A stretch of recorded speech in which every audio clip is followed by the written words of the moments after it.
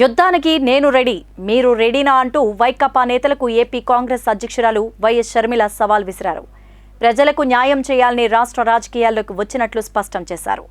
ఒంగోలులో నిర్వహించిన కాంగ్రెస్ పార్టీ కార్యకర్తల సమావేశంలో ఆమె మాట్లాడారు.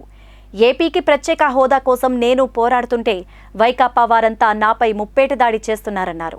గొండ్లకమ్మ ప్రాజెక్టును జలయజ్ఞం కింద వైఎస్ఆర్ నిర్మిస్తే జగన్ సర్కార్ దానిని నిర్వహణ కూడా చేయలేకపోతోందంటూ మండిపడ్డారు. వైఎస్ వారసులమని చెప్పేవారు గొండ్లకమ్మను ఎందుకు పట్టించుకోవడం లేదన్నారు.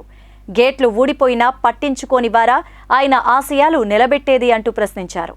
జగన్ పాలనలో ప్రకాశం జిల్లాకు ఒక్క పరిశ్రమనైనా వచ్చిందా? వైఎస్ఆర్ పార్టీలోనే అసలు వైఎస్ఆర్ లేరని, వై అంటే వైవి సుబ్బారెడ్డి, ఎస్ అంటే సాయిరెడ్డి, ఆర్ అంటే రామకృష్ణారెడ్డి అంటూ షర్మిల సెటైర్లు వేశారు. మీది వైఎస్ఆర్ కాంగ్రెస్ పార్టీ కాదు.